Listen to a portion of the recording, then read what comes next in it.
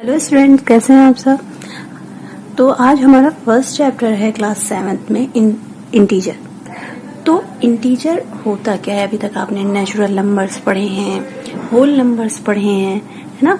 तो natural numbers क्या होते थे, जितने भी 1 से लेकर जितने भी पॉजिटिव नंबर हैं वो क्या होते थे, नेचुरल नंबर्स होते थे। 1 to 9, 1 2 3 4 5 6 7 8 9, ये सारे क्या होते थे, नेचुरल नंबर होते थे। फिर आया आपका होल नंबर। तो होल नंबर क्या होते थे, जीरो। हम जब नेचुरल नंबर के साथ जीरो को भी शामिल कर लेते थे तो वो क्या हो जाते थे, उनको हम क्या कहते थे, होल नंबर। तो होल नंबर क्या होते हैं, 0 से लेकर 9 तक, 0 to 9 होल नंबर होते हैं। ठीक है। अब आता है हमारा इंटीजर्स। तो इंटीजर्स बेसिकली होते क्या है, इंटीजर्स में जो है हमारे पॉजिटिव नंबर्स भी शामिल होते हैं, हमारे निगेटिव नंबर्स भी शामिल होते हैं, और साथ में इसमें क्या शामिल होता है, जीरो भी शामिल होता है। ठीक है। तो जीरो भी एक क्या होता है, इंटीजर होता है। ठीक है। तो जो पॉजिटिव नंबर्स हैं वो क्या कहलाते हैं, पॉजिटिव इंटीजर्स कहलाते हैं। जैसे ये देखिए 1 2 3 4 5, ये जो है क्या कहलाते हैं, पॉजिटिव इंटीजर्स कहलाते हैं। और जो जीरो से पहले क्या होते हैं, निगेटिव नंबर्स होते हैं, वो लेफ्ट साइड में निगेटिव नंबर्स होते हैं। तो जीरो से लेकर जीरो के बाद -1 -2 -3, ये सारे क्या होते हैं, निगेटिव नंबर्स होते हैं, जो कि जीरो से क्या होते हैं, छोटे होते हैं। जितने भी पॉजिटिव नंबर होते हैं वो जीरो से बड़े होते हैं, और जितने भी निगेटिव नंबर्स होते हैं वो क्या होते हैं, जीरो से छोटे होते हैं। तो जो माइनस के साइन के साथ होता है, जो निगेटिव साइन के साथ होता है, वो निगेटिव इंटीजर कहलाता है, और जो पॉजिटिव साइन के साथ होता है, यानी जो पॉजिटिव नंबर होते हैं वो क्या कहलाते हैं, पॉजिटिव इंटीजर्स कहलाते हैं। जीरो भी एक इंटीजर है, लेकिन जीरो ना ही पॉजिटिव है और ना ही निगेटिव है। जीरो के साथ हम पॉजिटिव का साइन लगाते हैं, ना निगेटिव का साइन लगाते हैं। ये तो हो गया कि इंटीजर्स होते क्या है।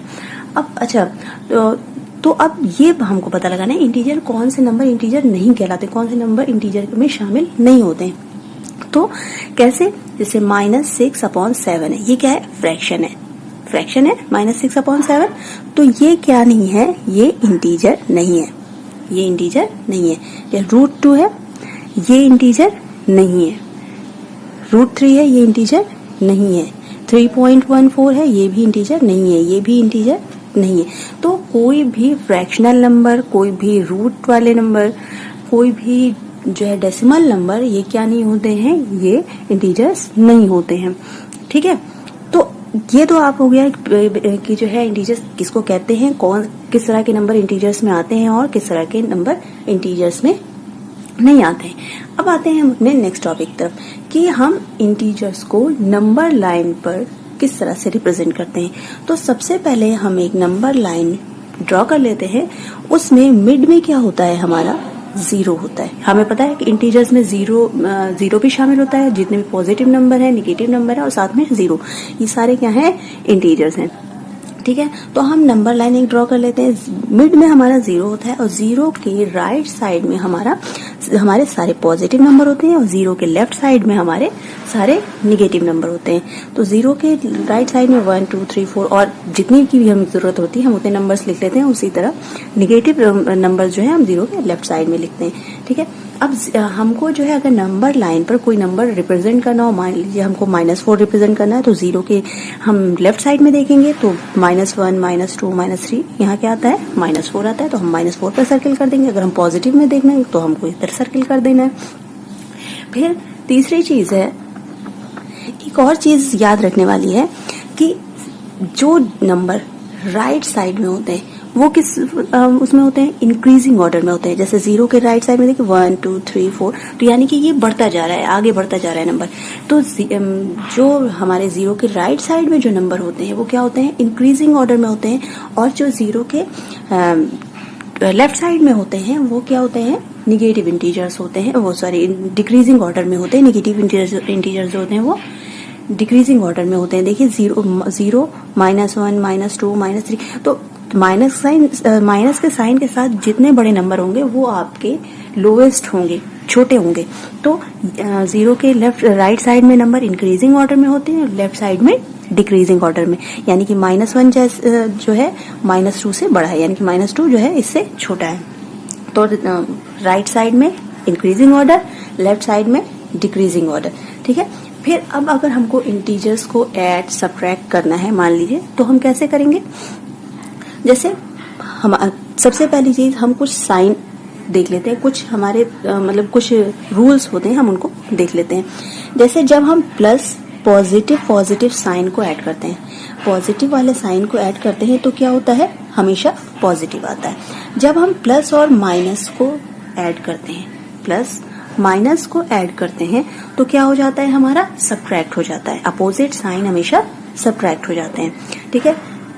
अपोजिट साइन अभी हमने बताया, जैसे प्लस माइनस वैसे ही माइनस प्लस, तो क्या हो जाएगा? सब्ट्रैक्ट हो जाएगा। फिर जब सेम साइन होंगे तो क्या हो जाएगा? हमारा एडिशन हो जाएगा। जैसे माइनस और माइनस जब ऐड होंगे तो हमारा क्या हो जाएगा? माइनस माइनस जब हम ऐड, जो सेम साइन जब हम वो करेंगे ऐड या सब्ट्रैक्ट करेंगे तो हमारा क्या हो जाएगा? नंबर ऐड हो जाएगा। जैसे अगर मान लीजिए पॉजिटिव नंबर है कोई तो भी ऐड होंगे, नेगेटिव है तो भी ऐड होंगे, ठीक है। तो हम एग्जाम्पल ले लेते हैं, जैसे अपोजिट साइन का, जैसे माइनस और प्लस, ये हमारा क्या है? माइनस है, ये हमारा क्या है? प्लस है। तो अपोजिट साइन है, तो हमने जब बताया कि जब अपोजिट साइन होते हैं तो क्या हो जाता है? सब्ट्रैक्ट हो जाता है, सब्ट्रैक्ट हो जाता है। तो बड़े नंबर में से हम छोटे नंबर में से बड़ा नंबर तो माइनस नहीं कर सकते, तो बड़े नंबर में से हम छोटा नंबर माइनस करते हैं। तो 6 में से जब हम 4 माइनस करते हैं तो हमारा आंसर 2 आता है। लेकिन एक चीज बहुत ध्यान रखने वाली है कि साइन हमेशा जो बड़े नंबर के साथ होता है वही लगता है। एडिशन सब्ट्रैक्शन में साइन जो है, जो बड़े नंबर के साथ जो साइन होता है वही जो है हमारे आंसर के साथ लग जाता है। फिर है पॉजिटिव साइन जो है वो क्या होता है? पॉजिटिव ही होता है। जैसे 3 और प्लस 4 दोनों पॉजिटिव में है, 3 में 4 ऐड करेंगे तो हमारा 7 आ जाएगा, तो पॉजिटिव ही आ जाएगा। फिर तीसरी चीज है अपोजिट साइन, वही प्लस और माइनस।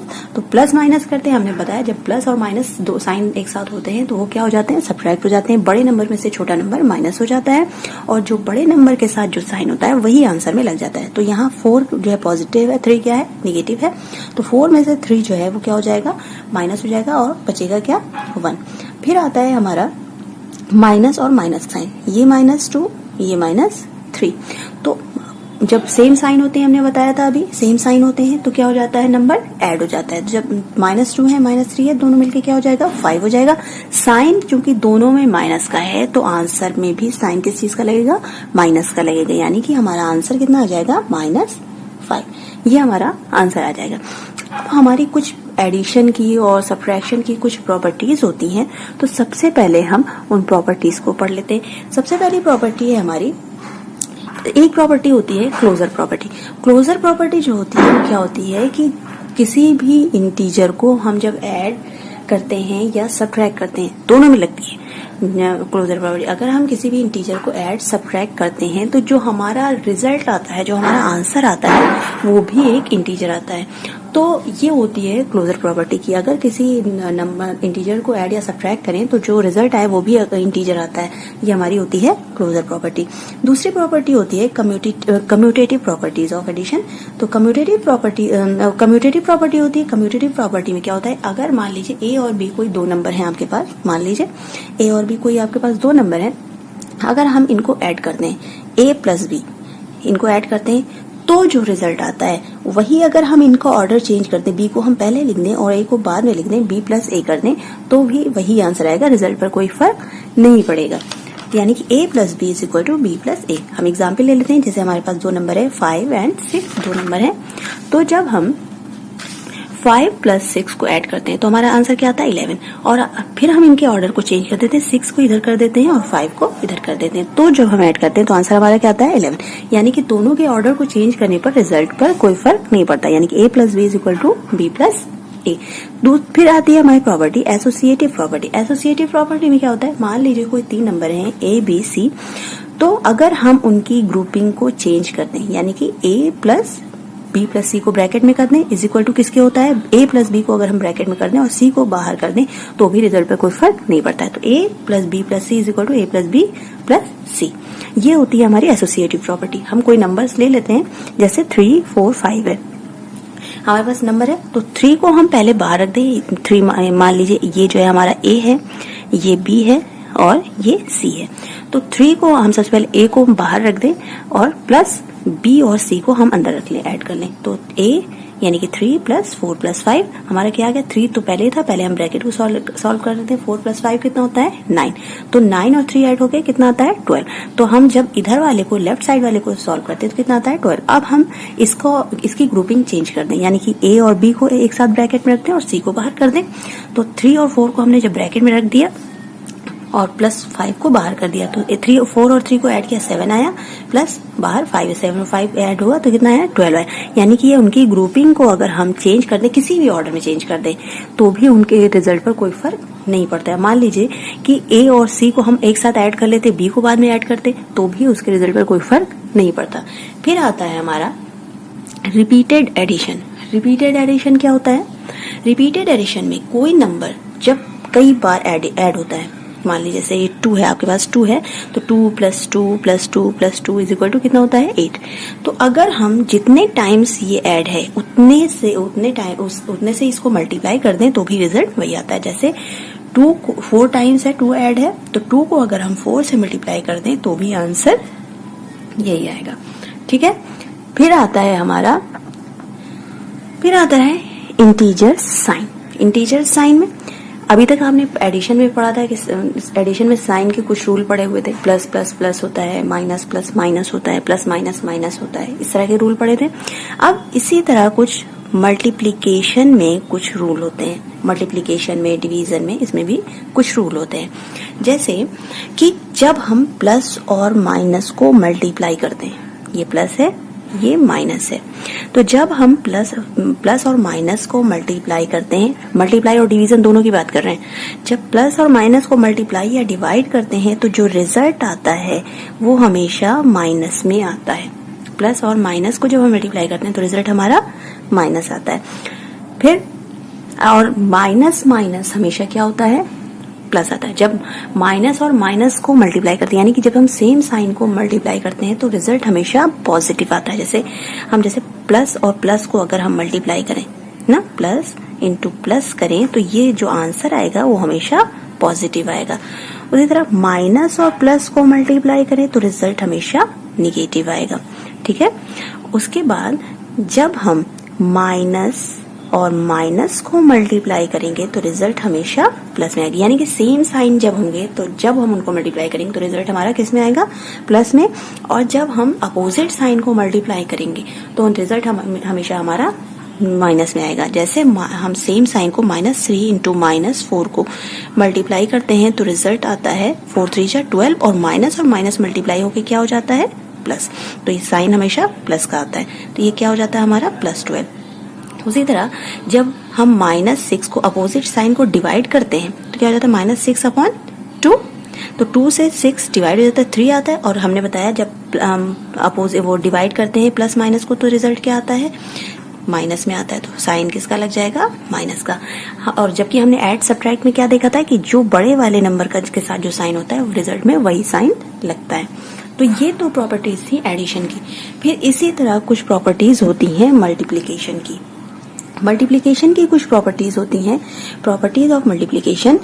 फर्स्ट प्रॉपर्टी होती है, सबसे पहले तो प्रॉपर्टी होती है क्लोजर प्रॉपर्टी। क्लोजर प्रॉपर्टी में भी क्या होता है कि वही चीज जो हमने उसमें बताई थी एडिशन और सब्ट्रैक्शन में, कि अगर दो नंबर कोई दो इंटीजर्स मल्टीप्लाई होते हैं तो रिजल्ट हमेशा इंटीजर जो आता है वो इंटीजर होता है। दूसरी प्रॉपर्टी होती है कम्यूटेटिव प्रॉपर्टी।